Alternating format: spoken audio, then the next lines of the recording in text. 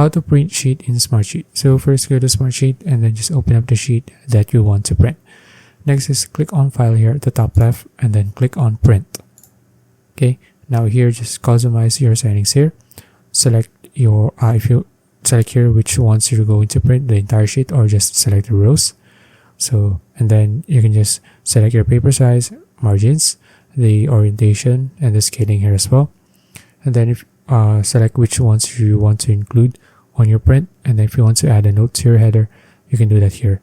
Okay, so click on OK once you've done with all of this, and you'll see something like this. So make sure to see here if all of your pages are correct. Once you're done, click on print here at the top right, and then choose your printer here.